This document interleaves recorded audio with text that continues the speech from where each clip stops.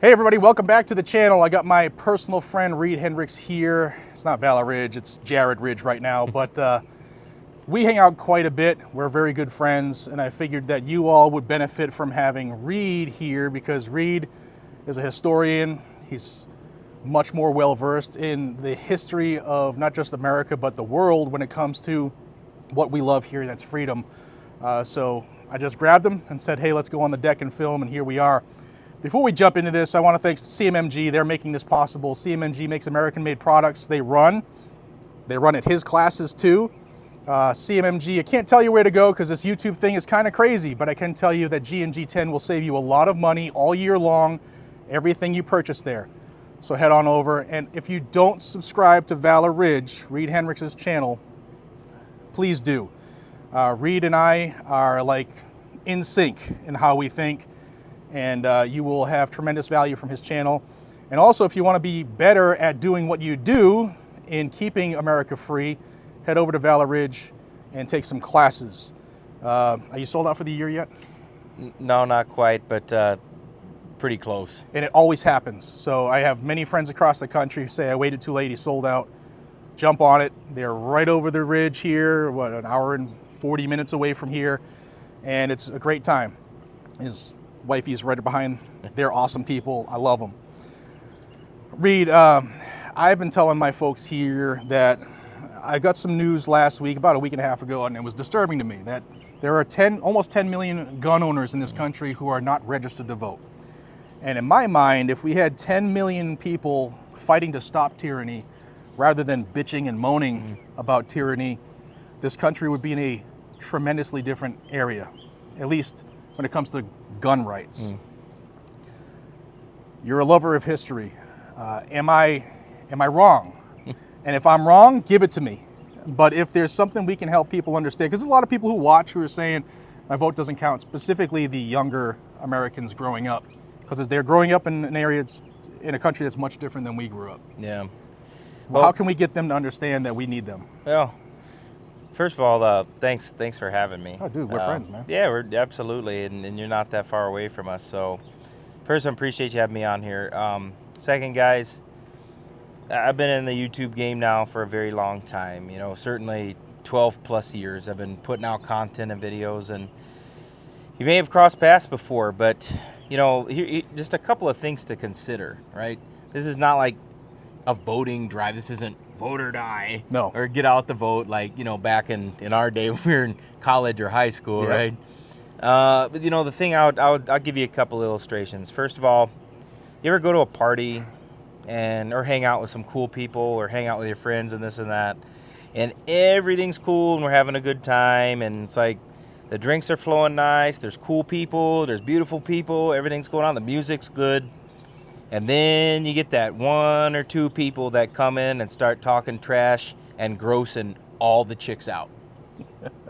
Been to a few of those Everybody parties. knows that. Well, that's the people that are like, those are the same people like, my vote doesn't matter. Yeah. Those are the black-pilled people, right? Those are the people that are like, my vote doesn't count and this and that. It's like Debbie Downer, woe is me, there's nothing that can be done. And I'm in the habit of associating with and letting successful people into my life, and I know that you're the same way.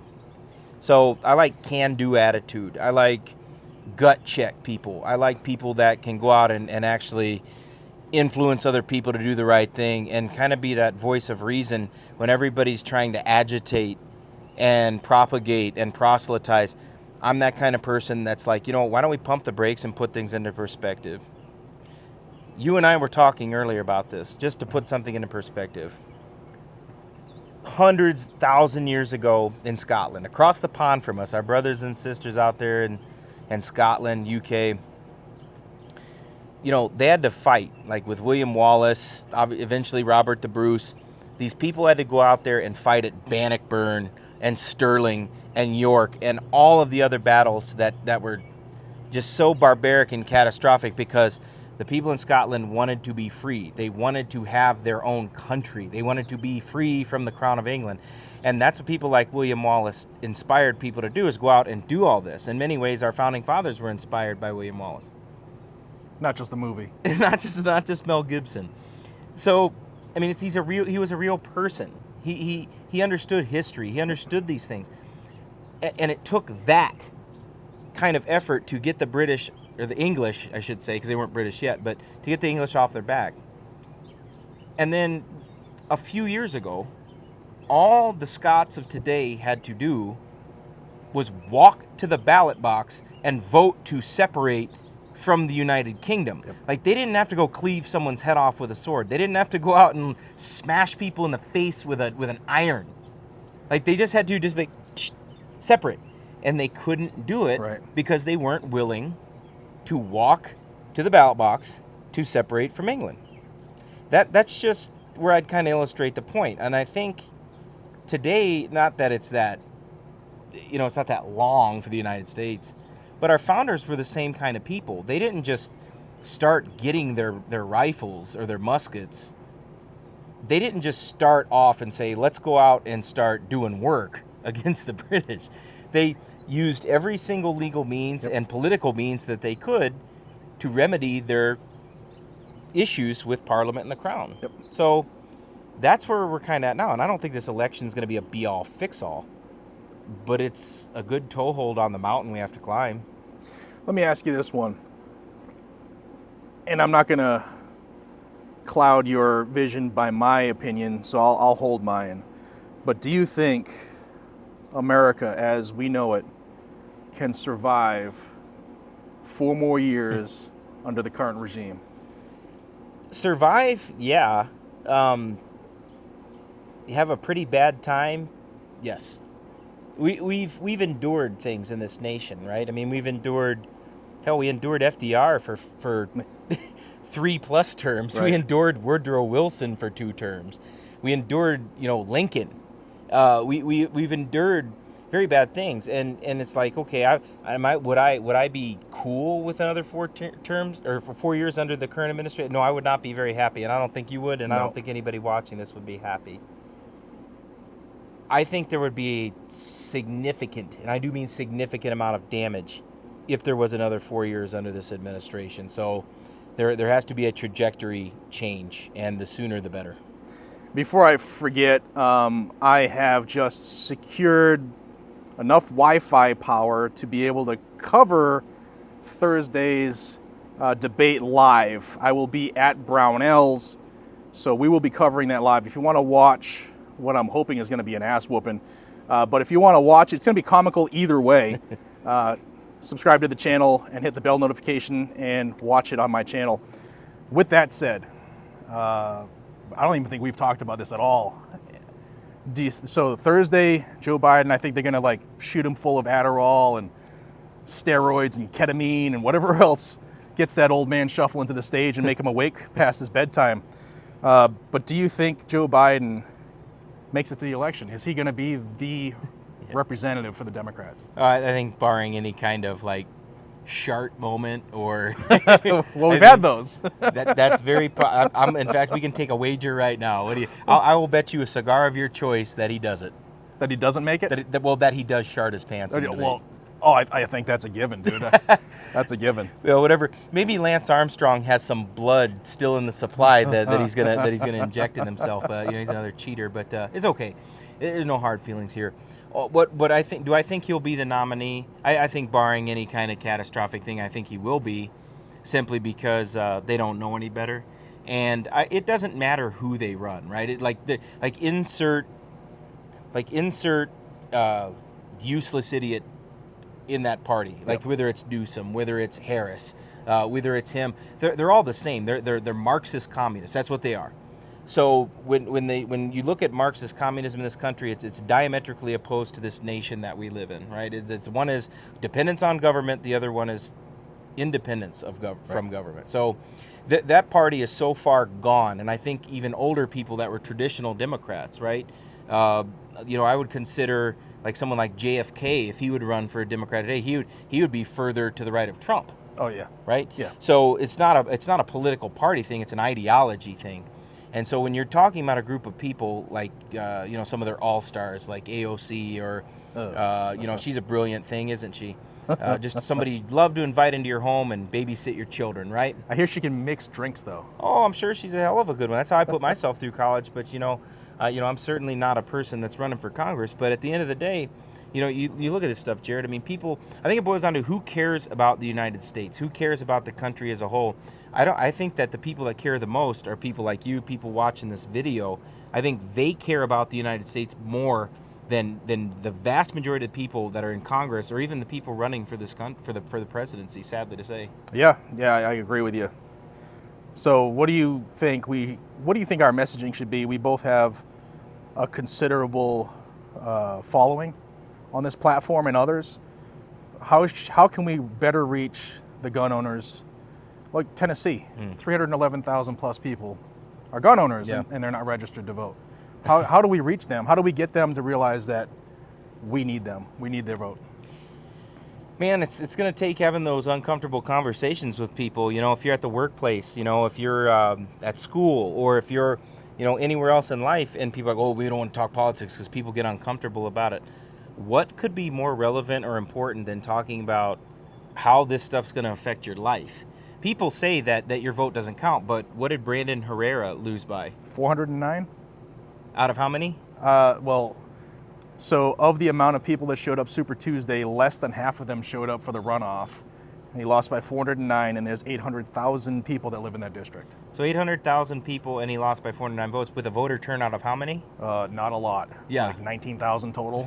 Like, there's your answer right there. Yeah. So when I talk to people like, hey, man, does this stuff bother you? Like, does it bother you that, your grocery bill is 2 or 3 times more than what it was? Does it bother you that gas is twice as much as what it was? Does it bother you that we have rogue agencies in the government that just arbitrarily, write down on a piece of paper, and all of a sudden you can't do something that you could have done 2 seconds ago? Does that bother you? Right. And I think 99% of people, it does bother them. Yeah.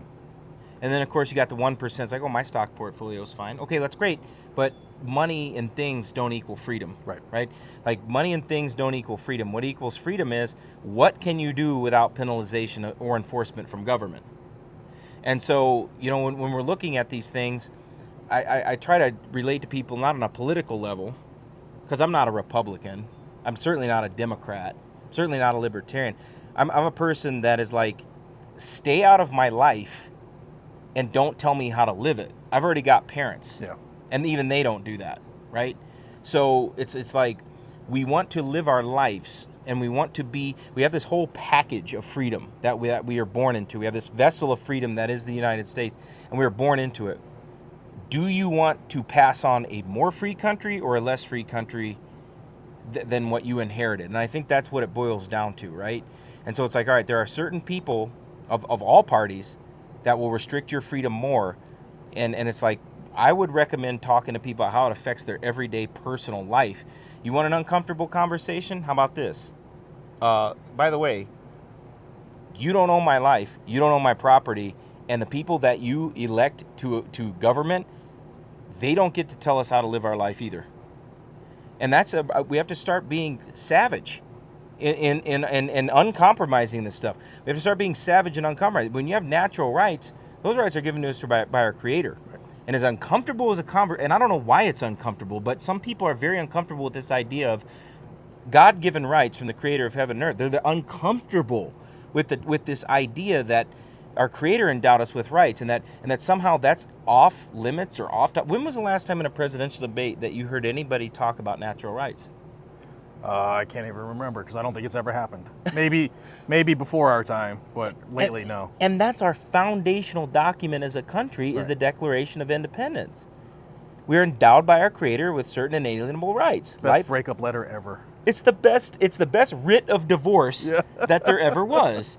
And it was a divorce from what? From arbitrary government power to self-governance with recognition that the Creator gives us our rights. Right. And I would talk to people about that kind of stuff and then see who represents you the best. I don't know. Maybe it's too heavy of a topic, but... Well, I think we're at the point where we need to get heavy with people, because far too many people have just given up. But they'll be quick to complain. Like, there'll be people in the comments of this video who will complain rather than being part of the fix. Now, I have always said this. We can't fix it all in one election. It might take 3, 4, 9, 25 elections. Mm-hmm. But I'd rather chip away while we're doing other things and winning in other areas, like we're winning in the courts. We should win a little more than we are, because every law against our natural rights is an infringement. But I think you take all those and you combine that, and you have real Americans who actually value liberty start to run for office again, rather than, these hack lawyers who just want to trade better than the stock market's ever and been traded. We've gotten away from what an American sees as far as their civic duty, and I think all those combined will get us on the right path, rather than what many people will say, well, let's just go like force the reset. And most of the people who say that probably wouldn't want to do that anyway. A lot of people who say that haven't seen, bodies or war and stuff like that. But yeah, no, you bring up an interesting point. There are people that are born to kvetch. It's Yiddish for complain. There are people that are born to complain. I gave a guy a tip, like a monetary tip one time, and I'd been out, hot weather, money's in my pocket, it's sweaty, and the meal was like $40. And I give the guy a $20 bill for a tip, and it was sweaty. He complained about it. Take it back. Yeah, well, I gave it to the guy. I transferred my stored labor to him. And I remember my mother telling me one time. She says, son, there are just some people that would bitch if they were hanged with a new rope. Yeah, you're right. And there are people that have that mentality and they don't stop and look to see the victories that have happened along the way, certainly in our lifetime. They don't stop and look at the victories and the progress that we have won back from generations before us that deferred to the government to take that stuff away, and we have earned that back. And it's not just our generation, it's all the people alive today, the non-vets, the people in their 70s, 80s, people in their 60s, and people younger. The younger people are out there. They're tired of being told how to live their life too. Right. And so they don't, like a lot of people that complain, they don't see the stuff that we have earned back. And I would challenge you in American history to show me an example where all of a sudden everything's just upended and topsy-turvy, and all of a sudden either restored or just absolutely Leviathan state from that point. It's not this black and white line of demarcation. It's usually incremental stuff. Oh, and yeah. so as the graph goes up, it also goes down, and then it comes back up. And so we want to keep that, we want to keep staying up higher and keep chipping away and getting those stuff back if you're going to be functional. There's not this catastrophic upending of everything that the doom and gloomers want to make it seem like, and I'm a realist, man. I try to look at stuff and be like, are there days when I wake up and every time I see certain people's faces, it like makes me want to go out and do extra sets of weights and run an extra mile? Yes. I hate those people with every essence of and I say the word hatred because there is hatred there, because I hate everything that they stand for. At the end of the day, it's like, what are your options here? Right. What are your alternatives? You can complain about it and then type on the internet and like seek relevancy through other people. You can do something about it, which is exactly what you do every day. You can work on yourself, and then you can try to influence others in your immediate sphere. Those are your options. And then, of course, the other option is go completely off the rails and try to force an outcome. And tell me how many times in American history that's been successful. Yeah, no. And like Rachel likes to say, like, you need to vote because you do matter. Your vote does matter. And if you don't vote, you didn't earn the right to complain about it. Yeah, and for all you guys want to criticize and say, oh, it's about, listen, I'm a guy that has suited up and defied the federal government. You can look all this stuff up. I'm no stranger to standing up in defiance of the federal government while armed. Like, I'm not this guy that's just going to be like, oh, just keep taking it, getting poked in the eye, keep getting sand blown in your eye. Like, I'm a person who is willing to put my money where my mouth is and has. Now, do I think we're at that point right now? I think we've got other avenues before we have to do anything like our founders.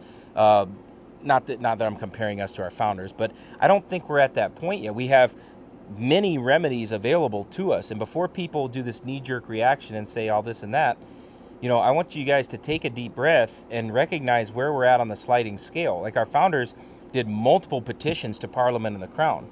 Our founders did multiple debates within themselves of people that did not want that. There are many people that were like, you know what? We're pissed off. Look at Patrick Henry. Look what he did. I mean, he stood up in the House of Burgesses, or the Virginia State Legislature, it was eventually become, and he was very adamant about this. He's like, at no better time would we be better suited for our own defense. And I think we have 100 million people under arms right now. That doesn't mean we necessarily need to use that right now. Right. We need to use other avenues. We need to be smart about it, and we need to understand that, you know what? Sometimes the goal of tyrants is to get people to overreact. Sometimes that's their goal, and it may be that possibility. So be a smart, discerning individual and figure out if you can read between the lines on some of their stuff that they do. So you're a phenomenal trainer. You're one of the top in the nation. And we talked numerous times. This was never really your goal, was to become this trainer that you are. What is the most rewarding part of what you do now? Man, well, it's not a... That's a pretty good question. I mean, if you'd asked me any other time, I'd be able to do a canned response, or I'd be able to say, well, it'd be making people more proficient and, putting people out there, but I think probably, and just being quite candid, I think the most rewarding thing is there's a reason why so many people in the government don't want us armed, much less proficient. Mm-hmm. So every single class that we do, that's a dozen people more that are out there that are able to protect themselves against violent criminals. And sometimes the most violent criminals wear a uniform. Oh, I agree. That's the most gratifying thing to me. Definitely agree on that one. And we've both done that job, so we are speaking from experience. And I'm a big fan of saying, when evil is ready to meet you eye to eye, there's nobody you can call. There's no phone number you can dial that'll get anybody there fast enough to take up the fight you need to take up on your own. So if you are ready to become that first responder for yourself and your community, I strongly recommend looking up Reid at Valor Ridge. Take a class. Yes, you might need to travel. Yes, you might have to give up Starbucks for a couple weeks, a couple large pizzas, but the investment in yourself and the education and training that you get from Valor Ridge is phenomenal. I've taken a couple classes myself, and I've trained all across the country for decades, and I will tell you, dollars to donuts, you need to come train with Reid. I'm not just saying it because he's a friend of mine. Like, you will benefit and become a better shooter and human by taking a class with Reid. Where can they find you? ValorRidge.com. Also on Facebook, Reid Henrichs of Valor Ridge, and Instagram as well. But it means a lot when you say that. And I didn't expect or even anticipate you, being that generous with it. And it surprises me every single time. It's still surreal, but we do it because well-regulated means well-run, well-trained, in good working order. It doesn't mean government laws? I don't think that had anything sure? to do with the Second Amendment. Huh, that's interesting. I think I've heard that somewhere before. No, and that's why we do it, because we take the first part of, and we take the whole Second Amendment very seriously, but well-regulated, you certainly have to be proficient, disciplined, well-run, well-trained, and being proficient at the use of arms is certainly a prerequisite for that, and certainly a goal. Check them out. What's your EDC? What are you carrying today? Glock 19. Or actually, Glock 26 today. Yeah, I got a 26, and I've even doing it with iron sights. Imagine that. Old school. All right, y'all. Thank you for your time. Subscribe to Reid. Subscribe to Guns and Gadgets. Hit the bell notifications, likes, and subscribes. It literally is the lifeblood of Second Amendment channels on YouTube. If you love what we do, everybody else you follow too, please do it. It takes you 8 seconds of your life, but it helps the channels out tremendously. You want to watch the shit show that is about to be the comical unveiling of the presidential debate. I will have it live on my channel while I'm remote out of Brownells. That's going to be good. That'll be good. It's going to be real good. I love each and every single one of you. Thank you for your time. Be safe, stay vigilant, and carry a gun to keep you, your friends, your family, your community safe. Take care.